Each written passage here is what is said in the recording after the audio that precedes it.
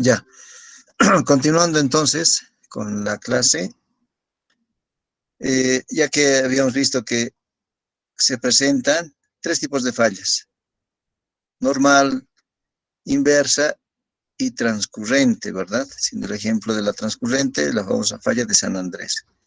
Entonces, a continuación vamos a ver que el resultado de esa falla, de cualquiera de estos tipos de fallas, el resultado es lo que hemos visto anteriormente en el metamorfismo cataclástico como el espejo de falla o la brecha. En ese plano o en esa zona de falla se forma ese tipo de resultados en la roca, ¿no? Sí, los famosos espejos de falla o brecha, ¿sí? También dependiendo del grado de deformación que haya sufrido, ¿verdad? Hasta ahí. Hasta ahí es lo que se conoce como deformación frágil. A partir de este momento vamos a entrar a la deformación dúctil. El título dice formación de pliegues. Los pliegues o los plegamientos en la roca son resultado de la deformación dúctil. En la imagen se puede ver una roca, son rocas que están así onduladas, ¿no? Pero la explicación, ¿cuál sería? A grandes profundidades, esto es lo que sucedería.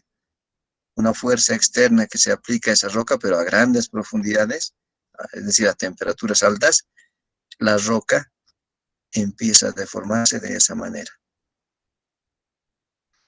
Entonces, esto es lo que se forman: plegamientos o pliegues en las capas de las rocas. Pero repito, ojo, esto se produce a grandes profundidades, ¿sí? Entonces, un plegamiento o un pliegue en las rocas tiene distintas partes. Los costados son lo que se conoce como limbo, los costados del pliegue, ¿sí? Los costados o flancos del pliegue se conocen como limbos, ¿sí? La parte central la parte central que está en la parte de arriba, se conoce como bisagra. Y como existen distintas capas de rocas que han sufrido deformación, entonces existen distintas bisagras a distinto nivel, ¿sí? En algunas partes está elevado y en otras partes está en la parte baja, ¿sí? Entonces, esas bisagras pueden dar lugar a superficies o planos axiales de plegamiento.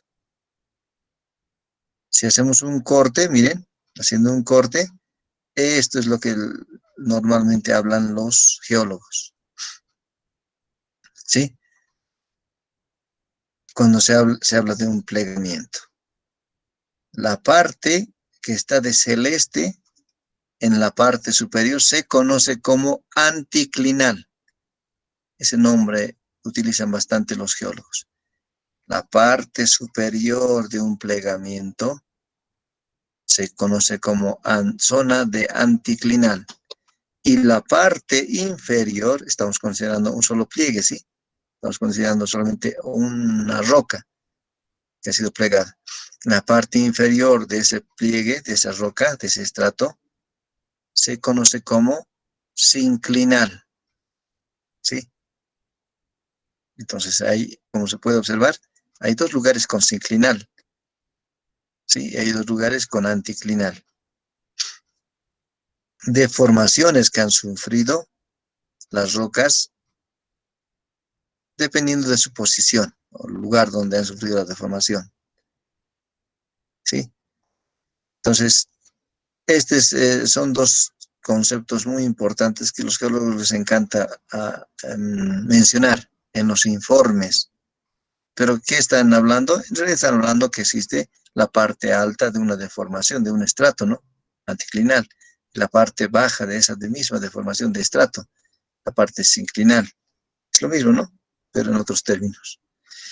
Ahora, esta deformación, este plegamiento, puede ser con un ángulo entre los limbos muy grande, o sea que es débilmente plegada, tiene un ángulo entre limbos muy grande, o un ángulo entre limbos intermedio, pliegue, mayor deformación. Entonces, de débil a un plegamiento mayor o grande, o conocido también como plegamiento isoclinal. Vamos a ir viendo, miren cómo se cierra el ángulo interlimbal y los resultados que se ven en la imagen de la derecha, de rocas reales, hasta un punto conocido como plegamiento isoclinal, bastante plegado, ¿sí? Bastante. Plegamiento isoclinal. Incluso así, deformado ya sea en menor o mayor grado, puede sufrir una deformación en los pliegues, no teniendo simetría. Si bien puede ser simétrico en algún caso, pero también puede ser asimétrico. No siempre vas a tener una deformación simétrica, ¿sí? Y no solamente en esa dirección de los limbos, la simetría, pero también en el lado frontal. Es decir, miren, respecto a ese plano axial, el plegamiento, el usamiento del limbo puede ser de esa manera, volcado, ¿sí? Entonces, en la naturaleza se puede encontrar distintas formas de plegamientos, ¿verdad? Pero ese cuadro verde, observen, ese cuadro verde, si apareciera en la superficie, si apareciera, pues sabemos que es un plegamiento, pero ¿cuál es más antiguo? ¿Cuál es más joven? La roca. Es un asunto para el que tiene que estudiar, o sea, para el geólogo que tiene que interpretar las características de ese lugar que ha sufrido plegamiento, ¿sí? Entonces, dependiendo de su posición de las rocas, sea una posición con un plegamiento simétrico, asimétrico, invertido, etcétera, el geólogo podrá interpretar acerca de las rocas más jóvenes, acerca de la posición de las rocas más viejas. Y por otro lado, miren, la orientación de la bisagra también permitirá que respecto a un plano horizontal pueda tener diferente inclinación. Esa puedes tener diferente, ¿no? No siempre va a ser horizontal el plegamiento. Es decir, solamente plegamiento en el eje de los costados, en los limbos. Esa deformación puede llegar a afectar la inclinación de todo el conjunto. Ahora veamos, miren, una explicación muy bonita de varias generaciones de plegamientos. Esa es una roca que está en esas condiciones. Podrían preguntar, ¿cómo ha llegado al plegamiento isoclinal en esa imagen? La explicación sería la siguiente que vamos a ver a continuación. Primero, una deformación de ese tipo, con esas flechas en esa dirección, fuerzas externas. Posteriormente, otras deformaciones en otra dirección, debido a fuerzas externas en otra dirección, dando lugar a ese tipo de deformaciones. Esa sería la explicación que los geólogos nos darían para que se genere o para que se produzca plegamiento de esas características. Otra semejanza con la deformación dúctil, miren, y habíamos visto también en metamorfismo de las rocas. Si hay fuerzas externas que van a actuar en una roca, en una masa rocosa, si inicialmente tenemos roca homogénea que está con esas características de sus minerales en desorden, cuando intervenga una fuerza externa, va a orientar, ¿sí? Va a dirigir en función de la dirección de esa fuerza externa, la ubicación de esos minerales de la roca homogénea. La roca homogénea sería la imagen superior, que es el gabbro. Y con las fuerzas externas actuantes, el resultado de ellas sería, el resultante de esas fuerzas externas sobre la roca homogénea, el resultado sería algo similar a esto, ¿sí? Una reorientación, ¿está bien? Pero esta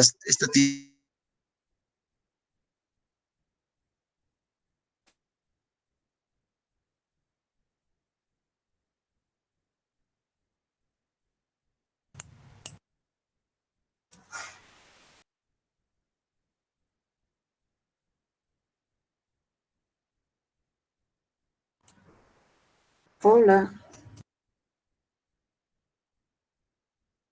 Otra vez se cortó su internet del Inge, parece. Definición, definición.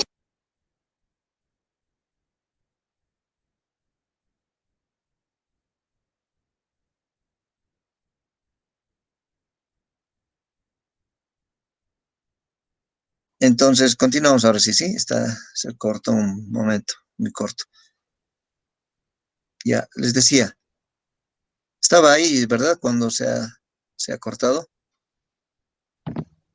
No se ve la pantalla, ingeniero. No entiendo nada. No está compartiendo, ingeniero. No se observa, ya, permítame un momento.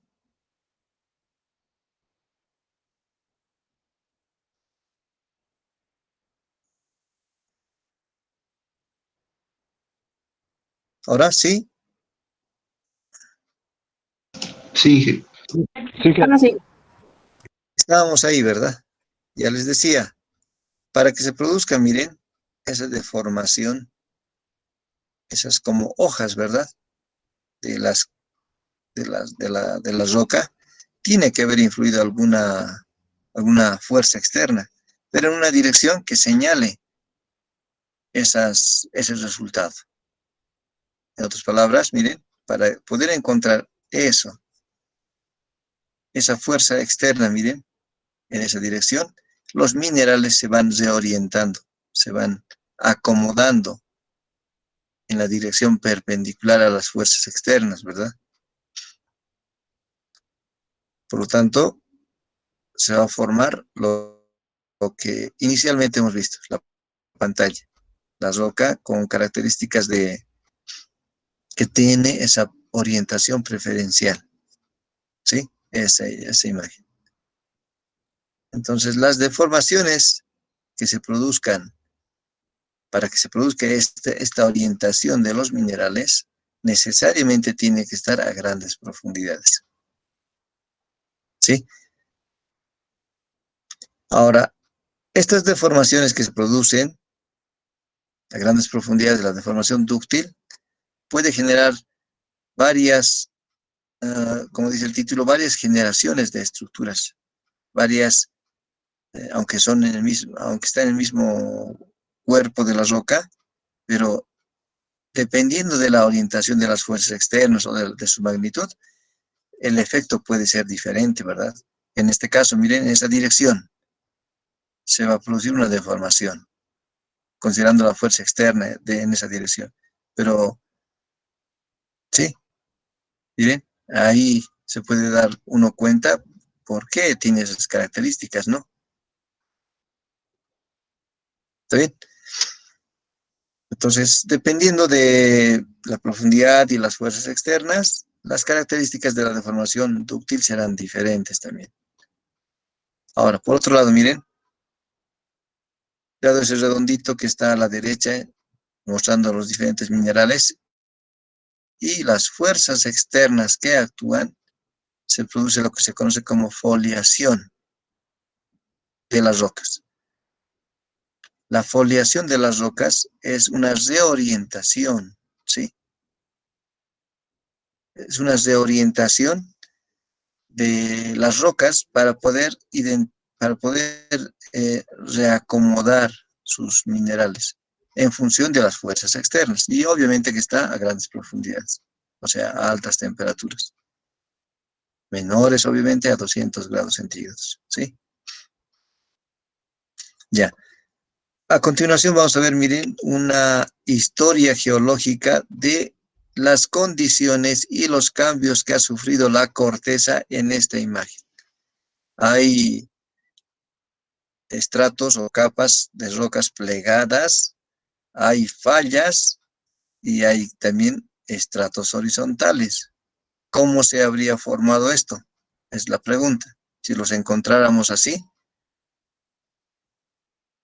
los geólogos nos pueden explicar cuál ha sido la secuencia de ese lugar al encontrar los materiales así.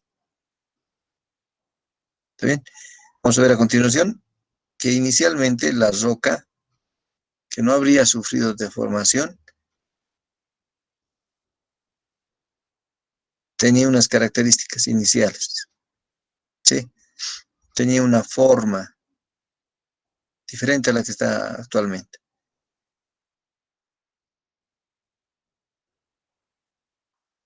Ya, miren, este es el punto de partida. Estratos horizontales, rocas sedimentarias horizontales, fuerzas externas, plegamiento, agua sobre estas rocas, por lo tanto, sedimentos que van a aparecer. Eso de celeste es, digamos, agua. Sedimentos que van a ir dando lugar a rocas sedimentarias que se depositan sobre la erosión de los plegamientos, fallas que se presenten, ¿sí? Fallas que se presenten que van a cambiar la posición de los distintos estratos o rocas sedimentarias, sean plegadas o no, y nuevos depósitos de sedimentos, ¿sí? Entonces, a ver, se pasó de largo.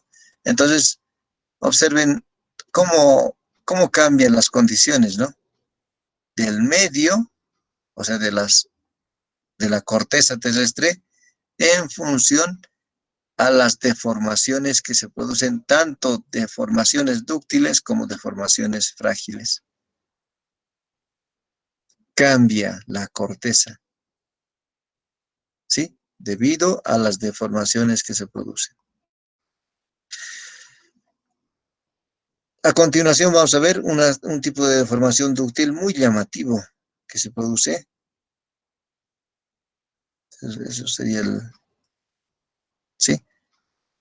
Esta es la deformación dúctil muy llamativa que se produce en lo que se conoce como basalto columnar.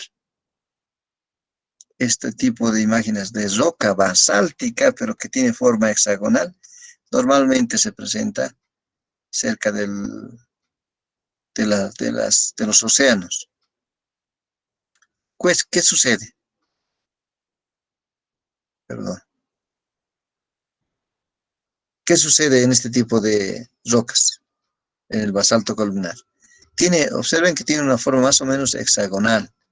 En el basalto columnar, como es el basalto, ojo, el basalto es una roca magmática, no olvidemos.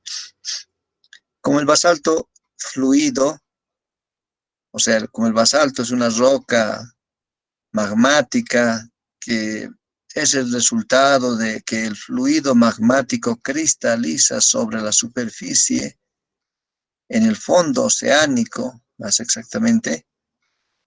Entonces, al tener un gradiente de temperatura muy grande, porque el fluido basáltico está por encima de los 1000 grados centígrados, cuando llega al fondo del mar, rápidamente cambia, ¿no? Su temperatura de 1000 grados a una temperatura, no sé, menos de 100 grados, digamos.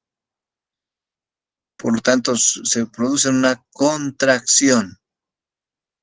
La contracción va a dar lugar al fracturamiento en forma hexagonal. ¿Por qué en forma hexagonal? Porque este material tiene unas características mineralógicas que le dan esa forma, esa forma hexagonal, ¿sí? Las uniones de sus minerales darían esa posibilidad. Ya. A continuación, finalmente, para acabar, vamos a hablar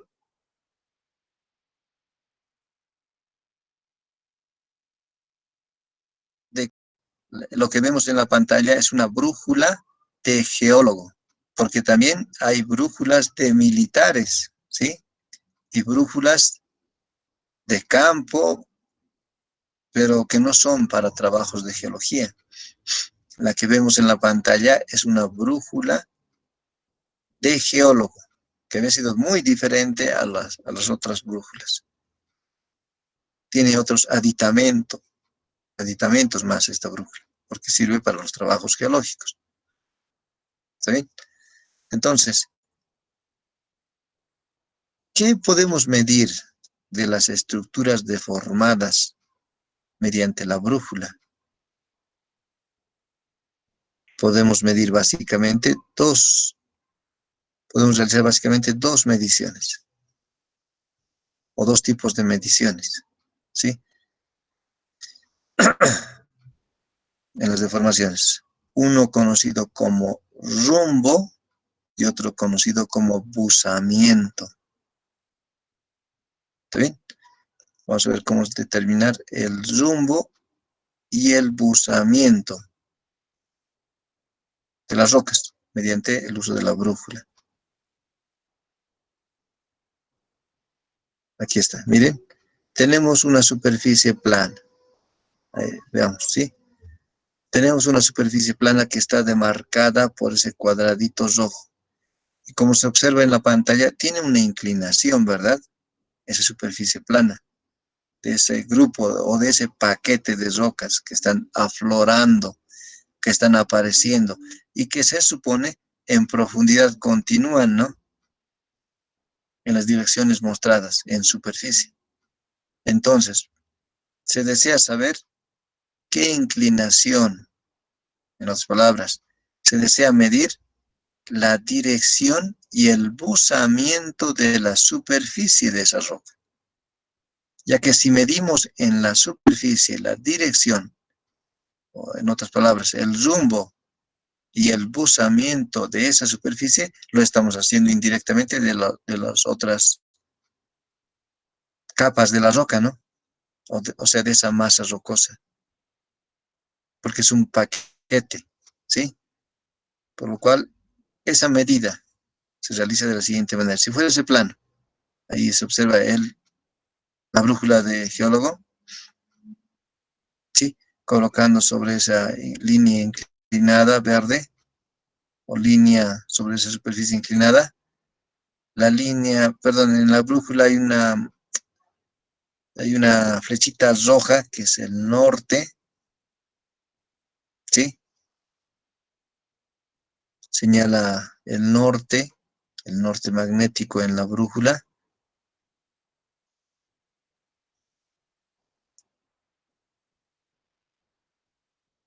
Esa línea verde que nos orienta en la medición del buzamiento indica que muestra un buzamiento de 10 grados. ¿Cómo? Para esa inclinación, miren, para esa línea verde, acomodando así el buzamiento, tiene ahí un buzamiento de 10 grados. ¿Sí? Entonces, miren, ahí, a ver, voy a poner una pausa. Entonces, la línea verde es horizontal en esta imagen. El medidor de buzamiento, cuando la línea verde es horizontal, el medidor del buzamiento muestra 0, o sea, la flechita azul. Entonces, la línea verde es la línea de intersección entre el plano horizontal. Imaginémonos que por esa línea verde atraviesa un plano horizontal y el plano que queremos medir. ¿Sí? Esta línea va a definir el azimut de la superficie plana respecto del buzamiento. Entonces, la línea roja que donde dice buzamiento de la superficie nos está mostrando el ángulo entre la línea verde y la línea roja, que es 90 grados. ¿Sí? Entonces, para esas condiciones nos está mostrando, continuemos viendo, el buzamiento, considerando esa intersección línea roja, línea verde para 90 grados.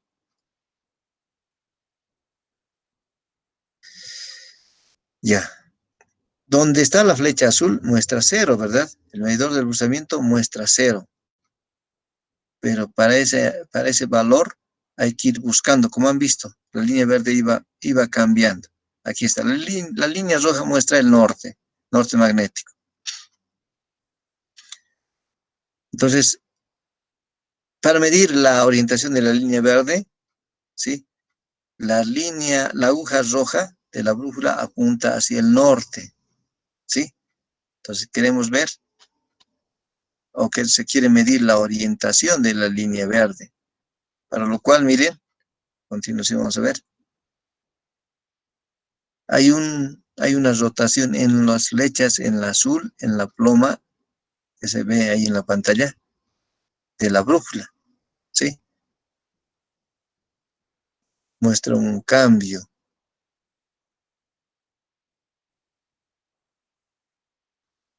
Ahí está, ¿sí? La dirección, muestra la dirección del azimut en esa lectura, realizando la lectura de la brújula hasta que la flecha roja esté orientada paralela a la aguja de la brújula, ¿sí? La línea roja llena, que es el norte magnético, está sobre la línea roja que era hueca, ¿sí? De esta forma se determina que la dirección del azimut es 315 grados respecto del norte magnético, ¿sí? O sea, de la línea roja que dice N, es la dirección. Esto es mucho más práctico, poderlo hacer, es más fácil de entender, pudiéndolo hacer de manera real, en campo, ¿sí? Pero bueno, las condiciones no nos permiten y tenemos que tratar de entender de esta manera, ¿no? Ahora miren, lo que habíamos medido anteriormente era el azimut. Ahora, para medir el buzamiento, si este es un corte de una inclinación de una roca, de un estrato rocoso,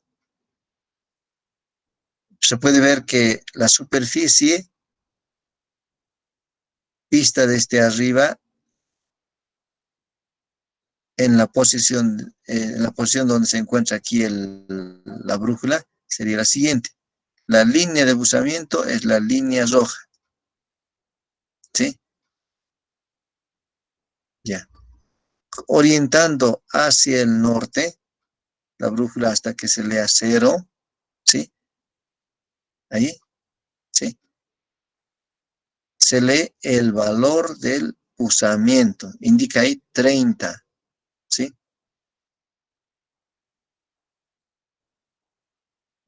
¿Ya? Entonces, las lecturas que hemos visto se pueden entender mucho mejor. Tal vez no está muy claro, pero mediante esto podemos entender que hay dos tipos de lecturas que se hacen. El rumbo y el buzamiento, ¿sí? Entonces, respecto de este plano horizontal, la línea de la bisagra, de la inclinación, ¿no? De la inclinación de la línea de la bisagra, con referencia al uso de la brújula, nos va a dar esa referencia. La inclinación de la bisagra y también nos va a dar el rumbo y el buzamiento. ¿Está bien? Bueno, esa parte siempre es mejor explicarlo de manera directa, ¿sí? En campo. Pero bueno, las condiciones nos obligan a esto. Finalmente, miren, vemos aquí las deformaciones, el resumen de este capítulo que es las deformaciones tectónicas. Hemos visto, haciendo un resumen, que las rocas que se encuentran estratificadas con una inclinación horizontal o subhorizontal, si no han sufrido deformaciones, van a estar intactas como fueron depositadas, ¿sí? Siendo roca intacta, se puede afirmar que esta roca no ha sufrido si no ha sufrido deformación. Pero si esas mismas rocas las encontráramos con inclinaciones o con deformaciones como ser fracturas, fallas o plegamientos, ya podemos afirmar que esta roca ha sufrido deformación. Pero entonces dentro de las deformaciones existen de dos tipos: deformaciones frágiles y deformaciones dúctiles. Las frágiles son las que se producen siempre y cuando estén cerca de la superficie, porque las temperaturas son cercanas a la ambiental, a la temperatura ambiente, por lo tanto se producirán deformaciones frágiles. Pero las rocas sometidas a temperaturas arriba de 100 grados hasta 200 grados centígrados sufrirán deformaciones dúctiles, lo cual va a dar lugar a plegamientos, ¿sí? Plegamientos. En cambio, las deformaciones frágiles va a dar lugar a fallas. Bien, a ver, hasta aquí.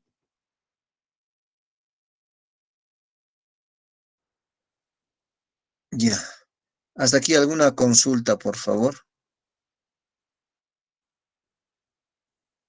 con referencia a todo lo que hemos hablado en cuanto a las deformaciones en las rocas. Permítanme, voy a...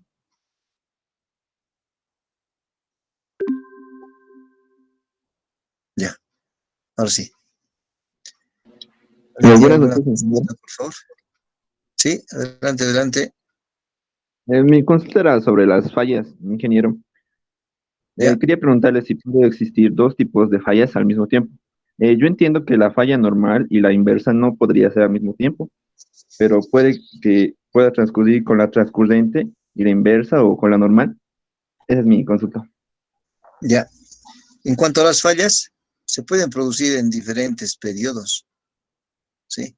Es decir, las fuerzas, como hemos visto en las imágenes, ¿no? Distintas imágenes, las fuerzas externas pueden cambiar de dirección, ¿verdad?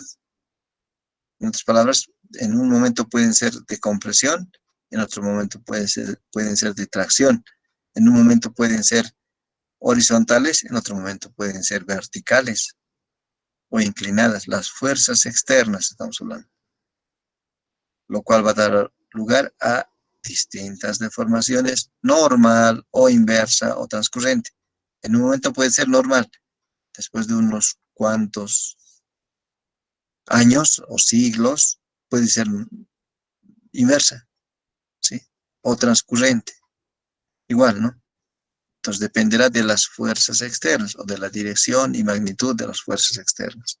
Y podría volverse a generar otra deformación, es decir, otra falla. Primero normal, después inversa. En otras palabras, el comportamiento de la naturaleza en función a las fuerzas que influyen en un lugar determinado dependerán de las condiciones de cambios de ese lugar, ¿no? ¿Sí? Depende de las condiciones del medio, en otras palabras. ¿Está bien?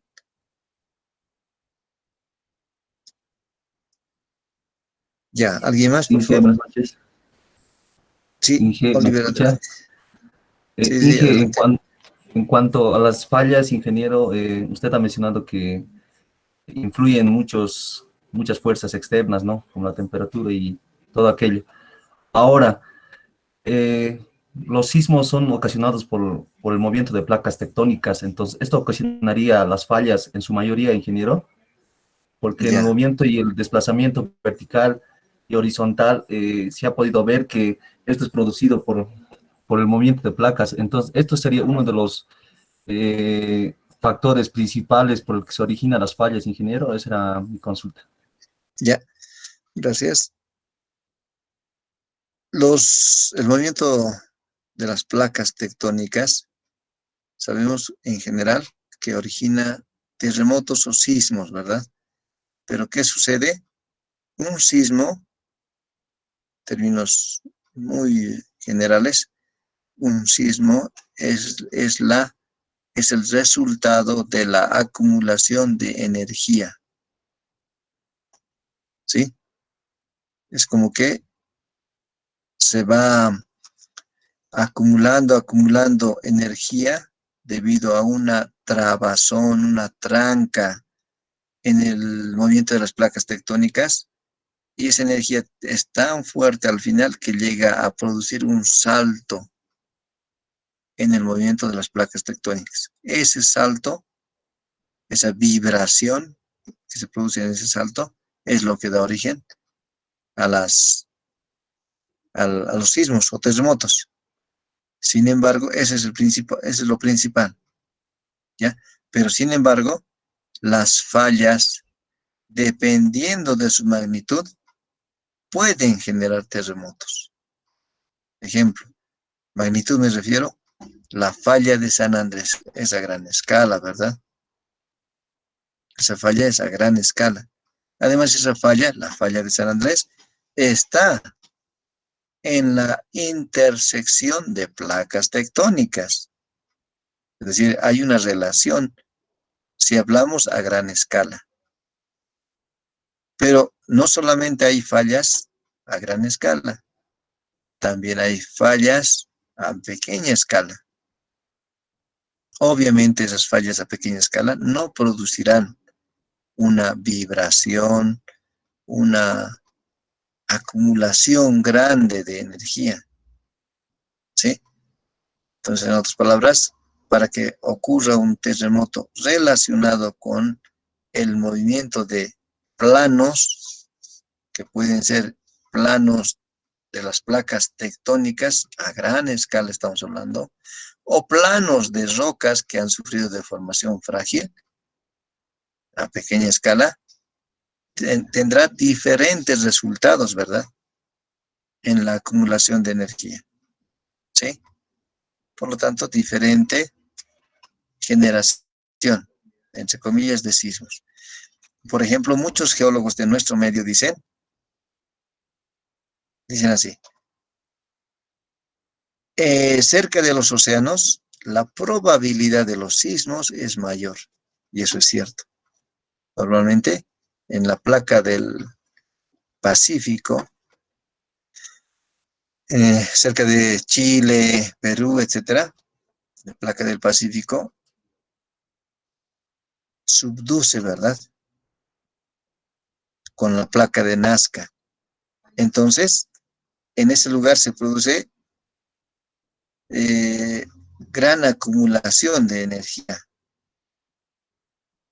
que en algún momento podría generar terremotos o sismos. Ahora, en nuestro medio, ¿no se producirán sismos?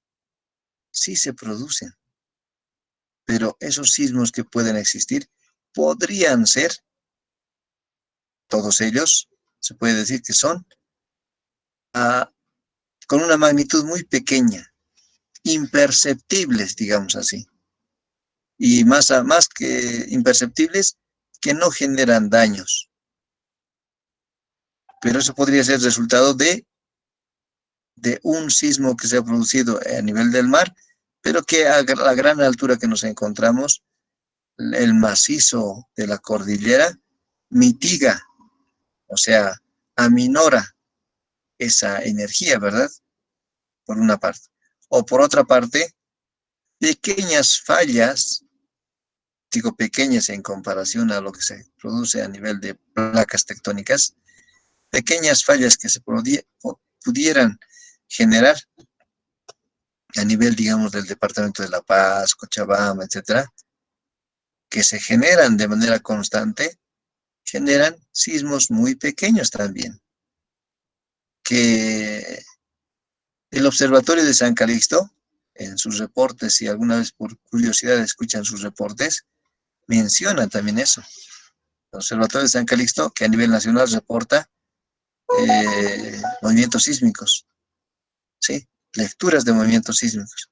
Dice, se ha producido a tal profundidad en el departamento de Cochabamba, en el departamento de Sucre, el departamento de Chuquisaca, perdón, y no ha sido de una intensidad muy grande, por lo tanto no se ha sentido así. En todo momento se están produciendo sismos. En este mismo instante podría estar produciéndose un sismo, pero su magnitud es muy ínfima, imperceptible y que no genera daños, ¿verdad? Pero ese sismo se produce podría generarse por el movimiento de placas tectónicas o por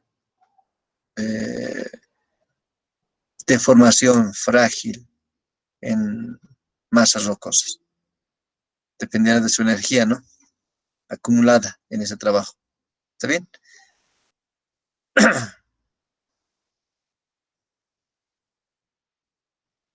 Ya, ¿alguien más, por favor, alguna consulta? Ingeniero, una consulta. Sí. Aquí en la ciudad de La Paz, la falla de la Icacota, ¿qué tipo de falla es?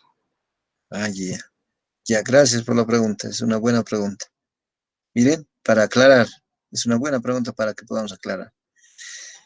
Tal vez ustedes han escuchado en los medios de prensa que en el sector de la Icacota, y hemos visto todos que no hay viviendas, ¿verdad? Todo es vegetación. Resulta que hace mucho tiempo atrás ha habido hundimientos, movimientos. El mismo parque de la Icacota, si antes ustedes podían ir, estaba más, tenía más un recorrido más largo, pero poco a poco se ha ido cortando porque se ha ido moviendo, se ha ido perdiendo el terreno, ¿verdad? Y no solamente el sector del cerro mismo de la Icacota. A la salida del cerro de la Icacota, o sea, del parque de la Icacota, ¿verdad? A la salida, como que queriendo ir, miren, digamos que nos ubicamos imaginariamente en la puerta de la Icacota y queremos ir hacia el monobloc por la avenida del Ejército, ¿verdad? Vamos caminando, y si ustedes han pasado alguna vez por ese lugar en minibús o en auto particular, ¿me interesa? Hay una especie de hondonada, se siente, el auto va y como una hondonada se siente el movimiento, ¿sí? De la vía, ¿sí? Estando en un vehículo se siente con mayor claridad eso.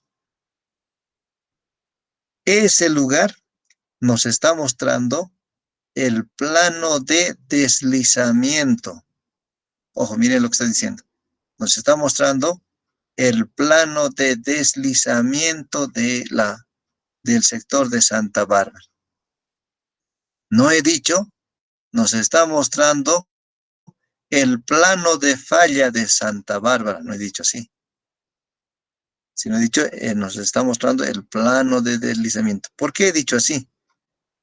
Porque las fallas, para hablar estrictamente de una falla, se produce solamente eso en rocas, en masas rocosas, ¿sí? Como hemos visto ahora, ¿no? Dijimos, la deformación frágil se produce en los estratos rocosos que se encuentran en superficie, dando como resultado fallas. Pero si eso se produce entonces en rocas, es incorrecto decir la falla de Santa Bárbara. No hay tal. Muchos geólogos lo han corregido. Pero obviamente, las personas que no conocen pueden decir la falla de Santa Bárbara. Están hablando equivocadamente. ¿Sí? ¿Está bien? A ver. A ver. Está bien. Lo correcto es decir de ese lugar. Lo correcto es decir el plano de deslizamiento de Santa Bárbara, que es otra cosa. ¿Sí? Un deslizamiento se produce en masas de suelos, ¿sí? O masas de sedimentos. Es lo mismo, miren, que les comento ahora, aprovechando esto, me viene a mi memoria lo que algún candidato dice. Ayer estaba escuchando y nos estábamos matando de risa con mi papá. Un candidato, ¿saben qué dice? Un candidato a la gobernación dice, vamos a industrializar la trucha para venderla como sardina. ¿Han escuchado? ¿Se dan cuenta? Nada que ver, ¿lo ve? ¿Qué está hablando? Vamos a industrializar la trucha para venderla como sardina. Es como si dijera, vamos a industrializar el pejerrey para venderlo como ispi, digamos así, ¿no? Estoy haciendo una comparación. ¿Se dan cuenta? Entonces, lo mismo, ¿por qué estoy utilizando ese ejemplo? Porque es ilógico, eso que se está hablando es incorrecto. Lo mismo en cuanto a la falla decir la falla de Santa Bárbara es incorrecto. Lo correcto es decir el plano de deslizamiento de Santa Bárbara. Y justamente ese lugar de hondonada que les mencionó, en la Avenida del Ejército, es el límite de la falla, perdón, del plano de deslizamiento de Santa Bárbara. Es el límite. Ahí se va proyectando hacia el lado de lo que antes era el Parque de los Monos. ¿sí? Y con dirección hacia el Parque de los Monos, sube hacia la, ¿cómo se llama esta calle donde está RTP? La Bolívar, creo que es, ¿no? Hacia ese lado, sube, en esa dirección, ¿sí? Limani. La Illimani, sí, sí, gracias. La Illimani, ¿sí? Interesante eso.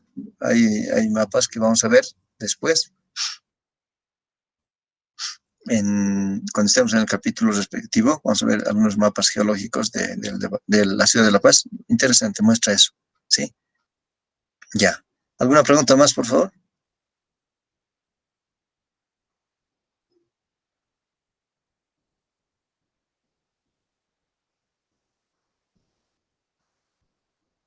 Ya. Si no hay más preguntas, por favor, quedaremos entonces aquí. La siguiente semana continuamos. La siguiente semana, a ver, sí, vamos a continuar con este capítulo. Aún falta la parte de algunos ejemplos de, de formaciones, ¿sí? Ya. Si no hay más preguntas, entonces, por favor, quedaremos aquí. Nos vemos la siguiente semana, ¿sí? Muchas gracias por su atención. Inge, Hasta el... Sí, ¿será que lo puedes subir los capítulos sí, sí, 2, sí. por favor? Para Sí, estar sí, revisando. sí, sí.